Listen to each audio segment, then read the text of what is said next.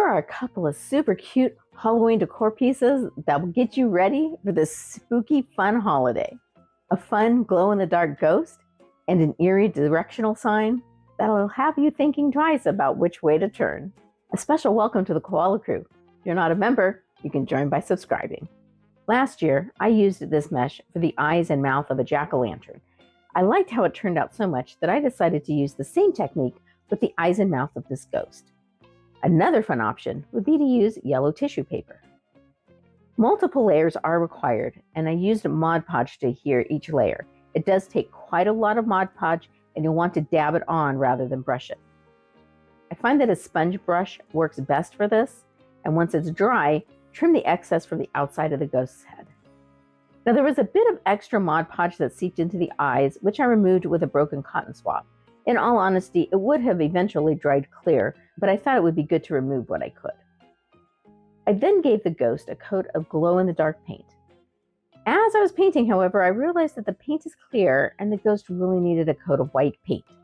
So after the glow-in-the-dark paint was dry, I gave it a coat of white and then another coat of the glow-in-the-dark. That final coat was applied with a brush that I'd previously used, and while I did clean it, I obviously didn't clean it thoroughly because I started to get streaks from the leftover brown paint. However, I actually liked this as I thought it gave it some needed dimension and proceeded to purposely add more of the brown. This is a super fast project to make, and I love how it turned out. Next up, let's turn these fun summer directional signs into an eerie Halloween signpost. You'll start by removing the ribbon, and because I'm going to use the back side of the sign, I want to remove the staples as well.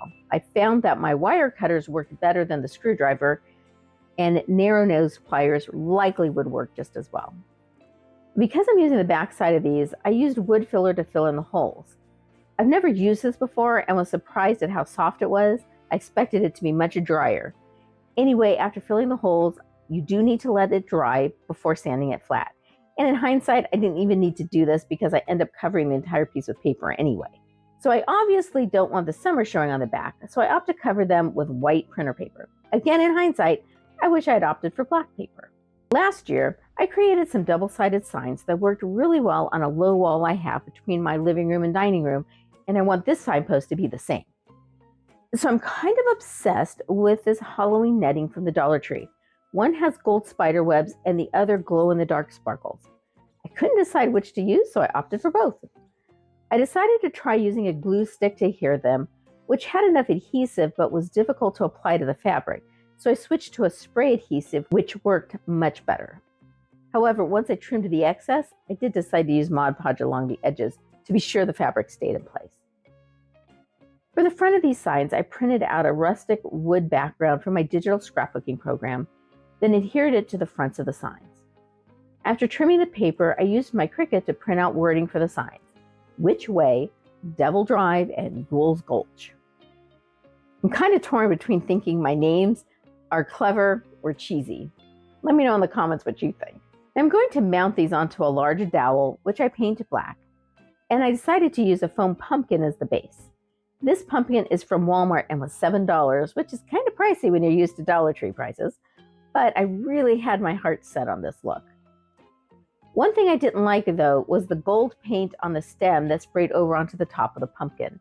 I first tried smearing some brown paint on the pumpkin with a wet wipe, and that obviously did not work. So I used a dark brown spray paint on both the stem and the top of the pumpkin. It is a bit darker, and I tried to wipe some of it with a wet wipe, but I definitely like it better than the gold. To insert the dowel, I used my scissors to create a starter hole, which actually was a lot easier than I thought it would be, and the dowel inserted easily. I decided to put the signs on the dowel after it was in the pumpkin because I thought it would be really difficult to insert the dowel. In hindsight, it would have been much easier to have removed the dowel, affixed the signs, and then reinserted the dowel. In any event, I decided to use both Gorilla Glue and hot glue on the signs, and once they were pretty much dry, I turned them over and applied copious amounts of hot glue in the gaps. My original plan was to remove the stem and place the dowel in the center of the pumpkin, but then I decided to leave in the stem. I knew that the pumpkin would be off-center. My first thought was to add a counterbalance But the only thing I could find was this screw and nut, and while I have no idea what it's to, it is one of 4, so it's obviously part of some sort of set. My next thought was to use wood puzzle blocks to adjust how the pumpkin sits. My first attempt was a failure, but my second one was a success. I still had my black paint out, so I painted it black. I fully acknowledge that I lazed out here, but sometimes you just say good enough and move on. The finishing touch was to add these spiders that have been in our Halloween decor box and never used for years. To be honest, I'm more of a fan of cute and fun Halloween than scary and eerie, but I have to say I am pretty dang happy with how this turned out. If you thought this was a quality video, I hope you'll check out these other videos. And thanks so much for watching. I hope that you have a quality day.